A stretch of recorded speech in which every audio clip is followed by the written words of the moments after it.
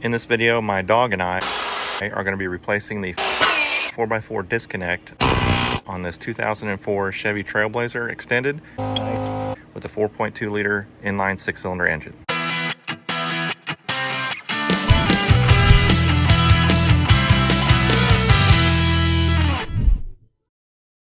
Alright, so this part right here is what I pulled off of my parts Failblazer, and this is the disconnect with the actuator motor still attached. There's a ring or a spring or something on the inside of these. I did some research on it that have a tendency to fail, and I think that's what happened with my wife's Failblazer, because we didn't have four-wheel drive last winter and it got stuck a couple of times, especially on my very steep driveway where I accidentally slid off the side, hit a stump, and well, you see the damage. So wasn't too thrilled about that, but that's life. So anyway, I went ahead and disassembled everything off of my parts Failblazer just for giggles, but that's where it goes right there. Yes, ladies and gentlemen, that is the oil pan that the 4x4 system routes through. I kid you not. There are 4 bolts that hold it in place, so we have to get a lot of this stuff out of the way in order to reach it. So let's go wrenching. I'm going to be using my Dynamic Tools impact sockets for this job, as well as some other Dynamic Tools hand tools. These are high quality tools with lifetime warranty. Check out shop.dynamictools.com. Use code Daninator15 at checkout and save 15% off your order. Use that code every time you order and you'll save 15%. Thank you to Dynamic Tools for sponsoring this channel. And so the repair begins.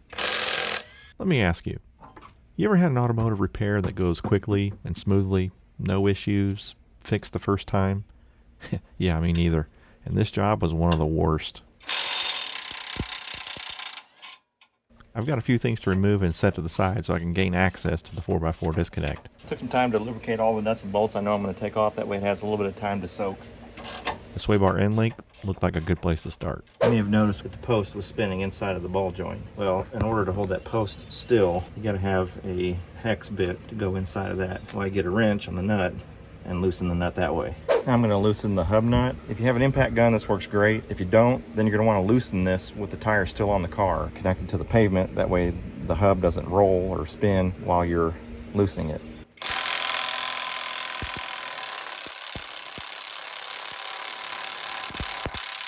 You can see that would take quite a bit of ugga-duggas to take that off.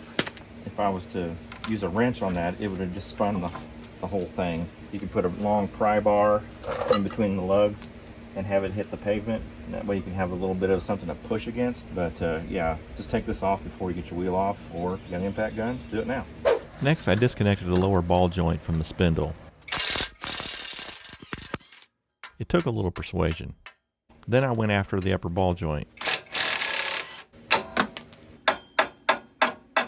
Once that was loose, I just finagled the CV axle out of the hub as I moved the spindle away from the vehicle. As per usual, mistakes were made. Okay, taking this all off at once is kind of silly, mainly because I have a brake line that's still connected and it's under quite a bit of tension. I should have undid this 10mm bracket before I did what I did. Mental note, don't do that again. Also, the speed sensor wire needs to come off. Okay, so I took my floor jack, put it underneath the ball joint hole. At this point, I'm ready to remove the CV axle from the 4x4 disconnect. This would give me sufficient enough room to remove the disconnect, but I have some other repair work while I'm this far in, so the next jump cut will show pretty much everything removed as I start to work on the disconnect. Hey, Cat. Okay, I'm going to take the CV axle out. I'm going to strike the back side of the CV axle with my pry bar, and I should knock it out of its little C-clip, tension clip, so it should just pop out. You sure about that? You sure about that? Don't you know this is a Daninator video? It's not just going to pop out. It's going to fight you like a schoolyard bully. Brace yourself. I can't get it to come out. Told you. There are 4 bolts that hold this 4x4 disconnect on. They're the outermost bolts, so one there, the bottom one underneath the actuator motor. So I think I'm going to remove those bolts, pull this all out at one fell swoop. So at this point, I think I'm a genius. See? My brain is so big it's blocking the camera. Little did I know how much of a fight I was really in for. So there are 3 long bolts and 1 short bolt. Short bolt is the bottom left, not like that.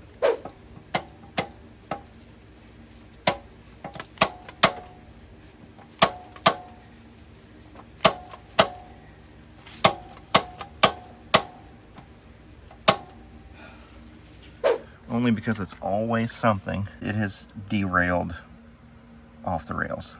As you can see, my efforts to remove the axle and the disconnect resulted in this ruinous scenario.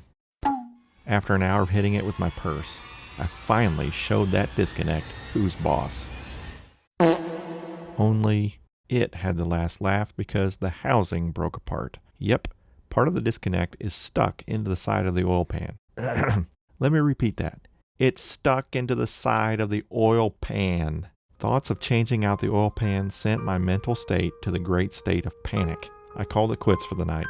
I gotta think about this. Okay, we're back. Same crap, different day. So we're literally stuck. I'm gonna attempt to get this out of the oil pan today by using a drill. Let's see if I can't drill this out, break it up into pieces, and get it to come out. Pray for me.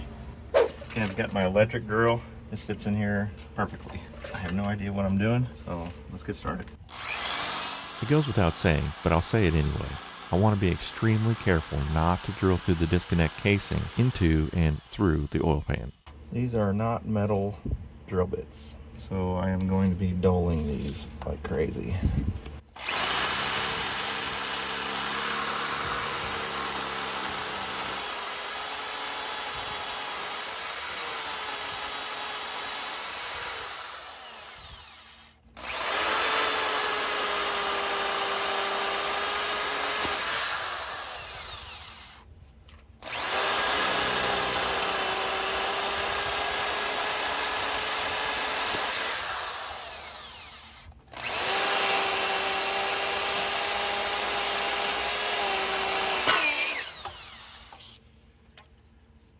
Well, just got my drill bit stuck. That ain't good. I've got my Dynamic Tools grip-on pliers. Just work it out. There we go. Grip-on pliers for the win. Okay, I've got all my holes drilled. Next thing I'm gonna do is use this air hammer. We're gonna try to fracture that casing and see if I can get it to break out in pieces. That's the plan anyway.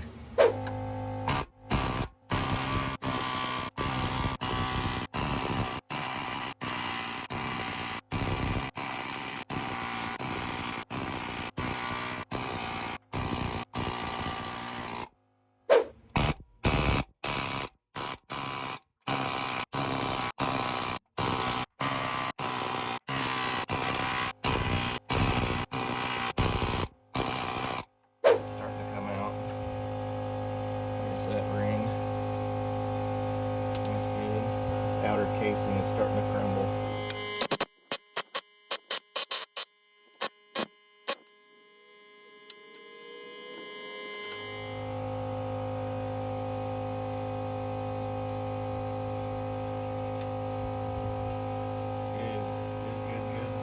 Good.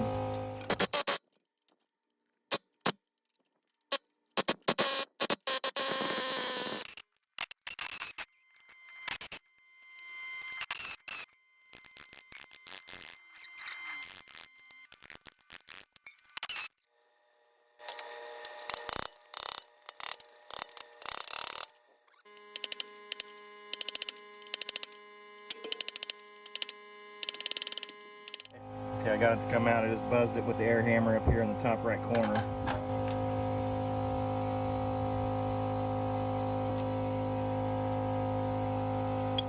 That's pretty corroded.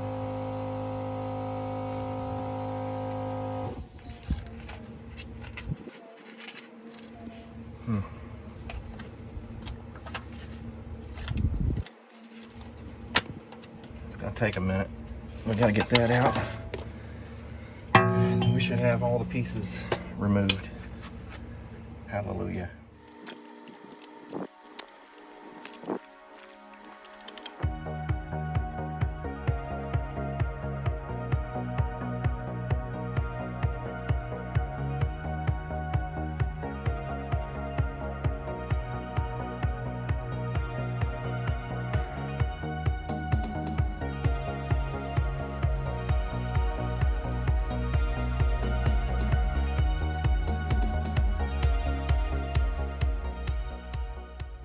Okay, I got that looking pretty clean. Okay, looks like we're about ready to put this back together. And wire wheel the corrosion off of this thing.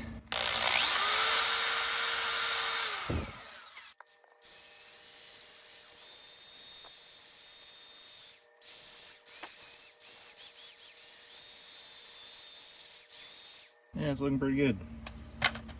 We'll run with that. And put a little anti-seize on these splines. Bruh. Of course. Are you working with anti-seize if you don't get it all over you? I say no. A little bit of this stuff goes a long way.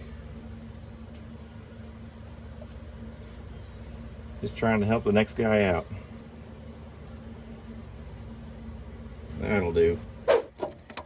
I'm feeling pretty good about myself at this point, only to be humbled yet again.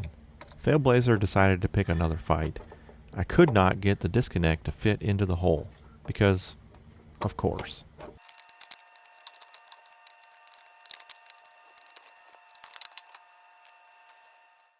I decided to use that big brain of mine that I talked about earlier in this video. It was time to use physics to my advantage. I decided to thread the bolts in and start tightening them down in a crisscross pattern. I was going to force this 4x4 disconnect into its home if it was the last thing I did.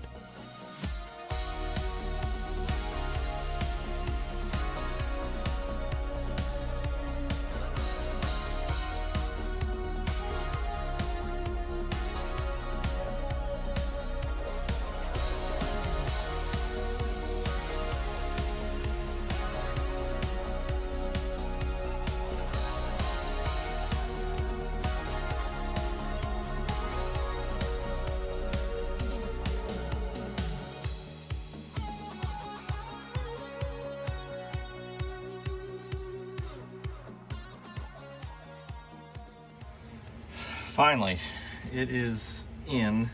Bolts are tight. They're not going down any farther.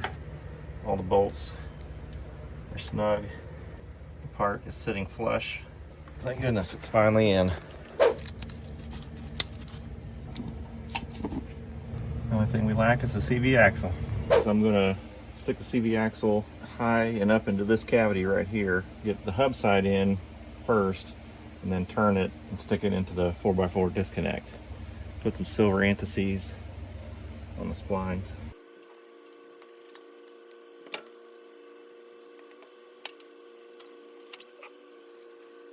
The hub side is in. You'd think my big genius brain would have remembered to disconnect the brake line bracket again, but you'd be wrong. I do need to take this bracket off. This needs to come forward just a little bit more than this brake line is allowing me to.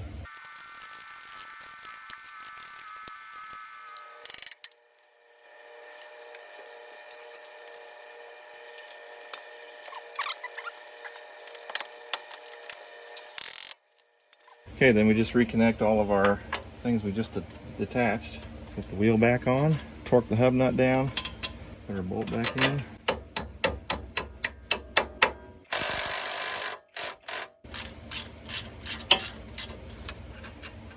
Put a little anti-seize on the threads here too.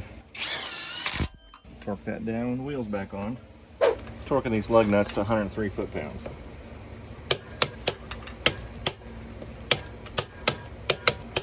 And I'm doing 103 foot-pounds on the axle nut as well.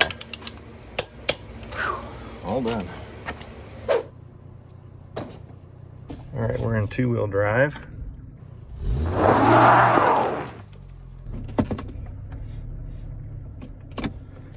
Okay.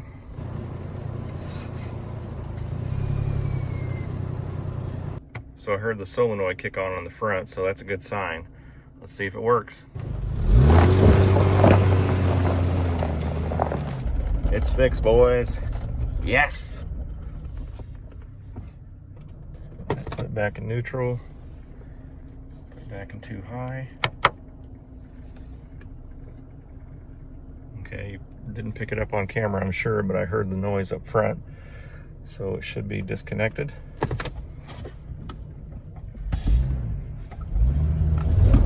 Yep, we are back in two-wheel drive.